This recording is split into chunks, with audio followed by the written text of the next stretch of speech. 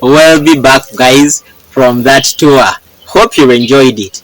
It's about time that we talk about the raised beds that filled most of the farm tour that I shared recently. Yes, we use raised beds for multiple purposes on the farm. You now know that. But what really are these raised beds? The first time I heard of raised beds, I thought of those little areas where you plant your seeds so that they germinate and then you move them to the main garden. But can you grow your crops on just that?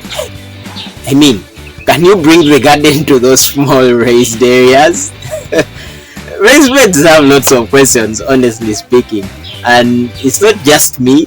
Most of my friends that I would talk with about these raised some of these genuine questions, and over the time I have had to familiarize myself with what this really means. But think about it. If you are going to grow crops as organically and close to the natural as possible, you really don't have very many options. Raised beds are the easiest way and most efficient way of doing this. Easiest, yeah. Efficient because you end up using less resources and space to get a maximum yield in such a small area. Think about it. In the forest, how do crops really grow? Seeds just fall, lingered by plants that maybe have been eating a fruit, and they grow. The leaves that fall from the trees serve as mulch and eventually turn into fertilizer. No one digs these seeds to bury them. No one adds fertilizer. They grow on their own and they become healthy and pretty good. That's what permaculture emphasizes, and that's what organic farming is really about. So, of the many things that are littered all over the internet and YouTube, I felt that raised beds would do the trick for me, and so we adapted them on the farm.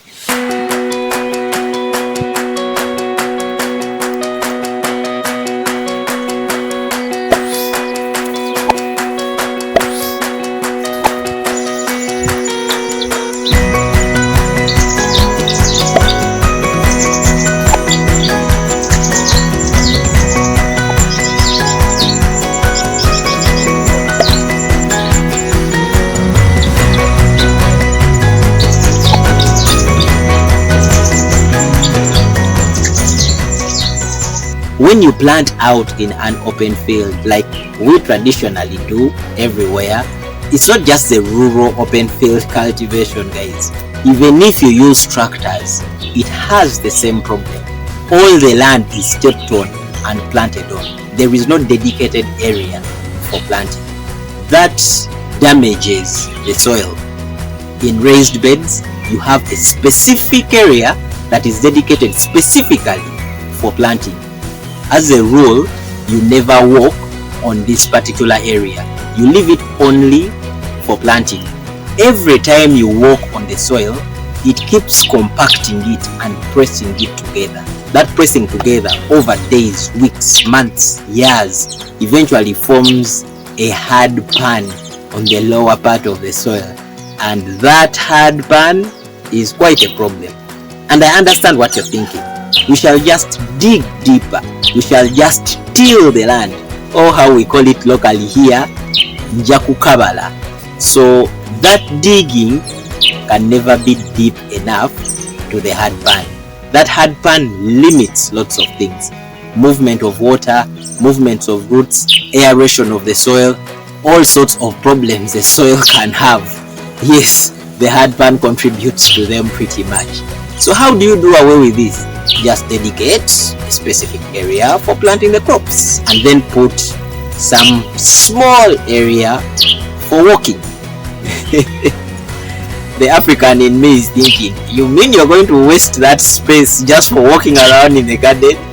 Actually, if you think about it, you do not waste any space.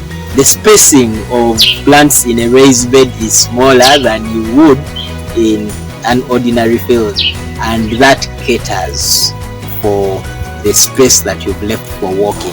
Well, that's my layman's summary. have a dedicated area for planting. Now that you have this dedicated area, you actually should not dig it. Now tilling or digging or kukabala has more problems than what we just said. It also disturbs the soil. The soil should have earthworms moving within and those other insects and bacteria and all these other things loitering around having a nice time, essentially throwing a party in the soil. You want that because when those guys are happy, they make the soil fertile and healthy. They aerate the soil, they put some nutrients right there within the soil, and they help the plants to be more productive. Every time you dig, you mess that up. Yeah, imagine if you had an earthquake every day that you're trying to organize things in your home. Would you stay there? Of course not. The earthworms leave, all those healthy insects gone, and they leave the soil infertile. So you're forced to put more fertilizer. But are you going to pump there more oxygen? You get the point. The other benefits are actually lost, and hence the need for a raised bed. You shouldn't dig it so that you don't disturb the soil. But there's a problem. When you don't dig the soil, it tends to become hard. So how will you plant in it? You can easily solve that by doing the other must do on a raised bed. Mulch. Raised beds must always be mulched. Having a raised bed without mulching is like having hands with no legs. The two kind of go together. The mulching keeps the water in the soil and keeps the soil soft. You really will not believe this until your fingers, yes, those fingers, dig deep in that soil without facing any resistance. I mean, the soil can be that soft if you mulch it and if you do it right. And that's the thing with raised beds. Simply dedicate a portion of land for planting and put much smaller portions for loitering around the farm. Don't step on the bed so that they will not harden, and do not dig on the beds. Rather, cover them with mulch so that they can be soft and easy for you to use. When you're ready to dig, get your hands and dig into the soil, and that's essentially good enough. It does lots of wonders. But the mulch is not just to keep the water in the soil. It does one extra thing. It keeps the weeds away, so you don't have reason to dig.